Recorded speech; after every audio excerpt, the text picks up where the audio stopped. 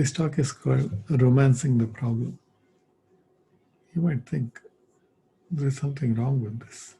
Why would somebody want to be romancing the problem? Well, there is a reason for it. If you want profits, you have to learn to love the problems.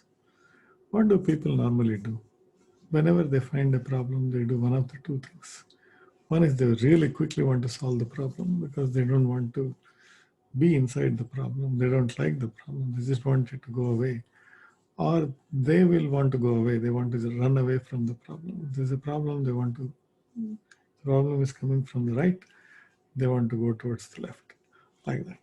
So, but in reality, if you think about when was the biggest growth period in your lives, it was when you were solving a problem, usually, right? I mean, one way to think about it is when you're studying, when you're learning and all those things, the real growth came when you were solving a problem. Now, if that is the case, why not fall in love with the problem? I'm not saying that you should get married with it, but you should fall in love with the problem so much that you get to know it deeply, intimately, and just understand it so well that when you want to solve it, you know exactly how to solve it because you know it intimately. So if you see how people get paid, in general, if there is a fundamental way people get paid, it will be when they create value. How do people create value? There are two ways. When they pursue an opportunity or when they solve a problem.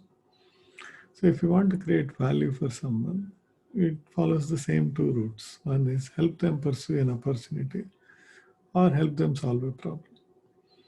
Well, let's take the first case. In the first case, when they're pursuing an opportunity, you try to go and help them. They may not need it, typically because they probably have all the necessary skills, networks, connections, ideas, strategies, tactics, whatever it takes, they already have it, or this is what I think. So if you can come and say, they will think you, in the worst case, they might think that you're coming in for a free ride because they have everything and this guy just wants to take some credit for it, for opening up this possibility or opportunity. But when they're having a problem, they're more open for you to come and help them because, like you, they too want to make that problem go away as quickly as possible, right? They just want it to go away, or they want to run away. Sometimes they can't run away, so they're looking for help. They'll be more open to help, right? That's a simple reason to do that. Second, let's see what happens when you solve a problem. So unless you have solved the exact same problem, which cannot be possible because each situation is unique and there is a context for it. So that's not possible. So let's assume that unless you have solved a very similar problem, you really don't know how to solve it from A to Z. You have a hunch, but you really don't know. But you have a good amount of confidence if one of the previously solved problems was similar to this. How did you know that? You just have to think, how did I solve the problem, similar problem? I have to go back and see a pattern. And then you also probably will remember how all you tried to solve it and what you should not do. And finally, you will tweak something and then you will get it done. Now what happened? There is another pattern that got stored in your brain that in the future, if there is another similar problem that came to you, first thing is your whatever your processing power, processing thing is, it goes to the database of patterns of problems and patterns of solutions, and it'll first pick it. And I think I found a shortcut for you, right? If this is what is happening, then for you to enrich that pattern library, you need to be solving many, many problems, isn't it? So if you want to be really good at solving problems, there's one way is you solve more and more problems. So in reality, it's very simple. There is a road less traveled when it comes to solving problems because everybody is going after people that are trying to run away from problems, right? So, best part is that you will be already somebody really, what do you say, wanted in a good way when you lend your help to solve a problem, right? So, next step, what else happens when you're solving a problem? So suppose you don't have the pattern.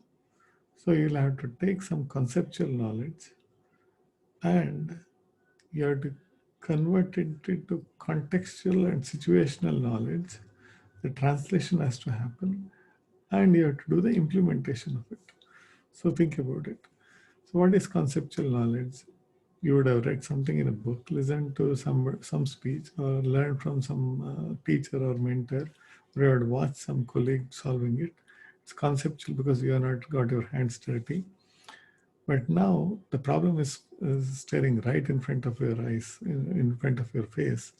Now you have to combine all those things and see some remotely similar patterns and then apply all of them and solve the problem. That is a skill or an ability that you have to develop and nurture it so that you become extremely good at it, right? Because the translation of a conceptual knowledge to a particular context and also take it to execution and finish in a good way, not in get finished kind of thing, finish in a good way to create value is an important skill that will come handy for the rest of your life. So, two things we learned.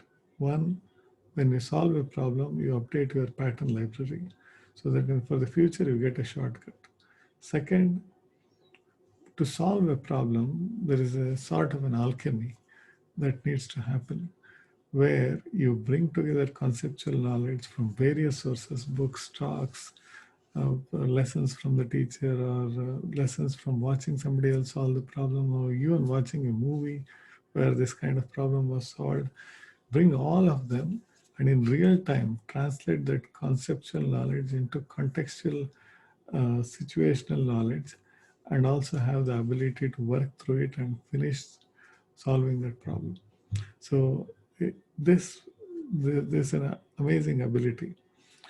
So once you master these two, what will happen? People who are watching around you just know that this person, this man or this woman is very good at solving problems, which means you start getting high stakes problem solution requests that other people may not even be considered.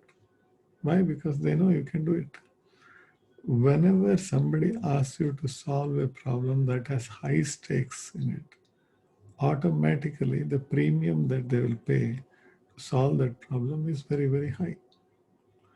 So that's why romancing the problem is the pathway to more profits. So fall in love with the problems and profits will fall in love with you. That's all I want to say.